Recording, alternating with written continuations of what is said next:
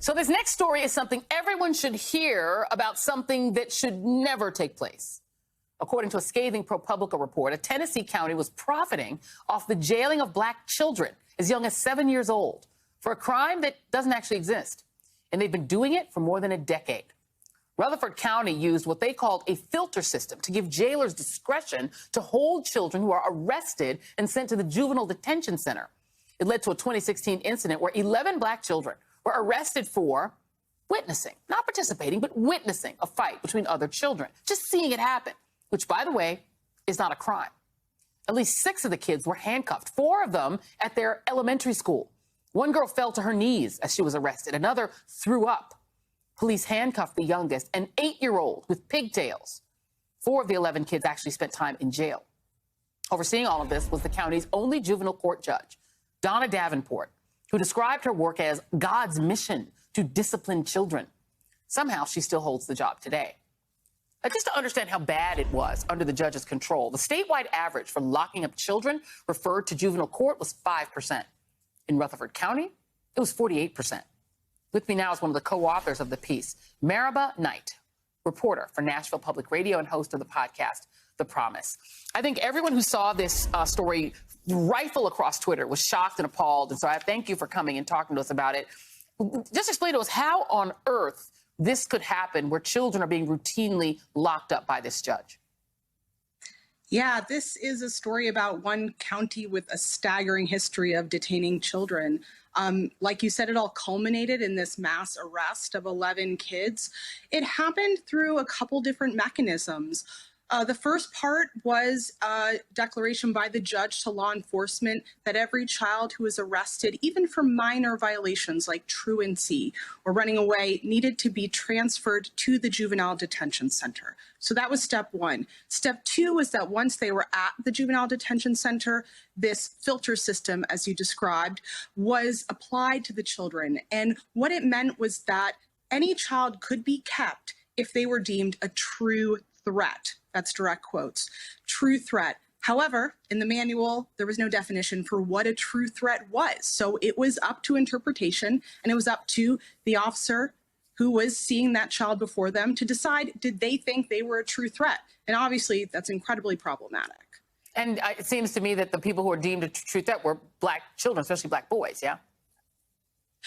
Well, the thing about juvenile court that is so difficult to report on is that it's all sealed, right? We don't know the records for children, but we do know that, yes, as this example showed with the 11 children, they were all black, docking with lawyers who have represented children in her courtroom. Like any other aspect of the criminal justice system, overwhelmingly, these are black and brown children. So yes. There were lawsuits attached to this. What were the adjudication of those lawsuits? What happened with these families, particularly the families of these little kids, these little girls and boys? Yes, so all 11 children sued in federal court. They all had settlements. In many of those instances, there was money earmarked for counseling, which was very needed for these children. One of the young girls we outlined in the story, EJ, had a few months of counseling. After this happened, she had terrible dreams. She was scared to go back to school. I mean, you can only imagine. You're a child, you're scared someone's going to come in and arrest you at any point. You don't know. So that was one aspect of it. The other aspect that is really important for this story is that because of this culmination of lawsuits and because a handful of them were taken by a group of 3 lawyers themselves, over the course of a year, 7 lawsuits materialize around this juvenile court and the juvenile detention center. What that does is it cracks the door open into this secretive world of juvenile court. And that's really the basis for this story that we told. We obviously found other aspects of oversight mechanisms that were completely woefully inadequate and didn't happen. But these cluster of lawsuits allowed us to look into this world that is usually shut off from the public in order to protect children. And this was a money-making scheme in this county, my understanding is. They made quite a bit of money doing it. And what of this judge? How in the world is she still seated, and what is becoming of her?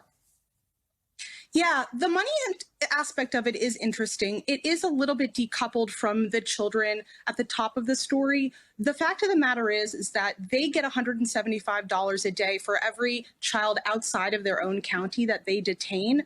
One of the positive things about the lawsuit that came before the federal court, one of these many lawsuits, opt that filter system. So it really made them curtail who they could take into their detention facility from their own county. But what that did was kind of allowed them to shift gears and market themselves to other counties around Tennessee. And that was actually, yeah. So they started making money off of other children. So your question about the judges in Tennessee are very hard to remove. Really, it's up to the voters. She is an elected official, and it is up to the voters to decide that they want another judge. One of the things that's really unique about this story, as you mentioned at the top, is that she is the only juvenile court judge that this county has ever had. So no one else has ever held this position.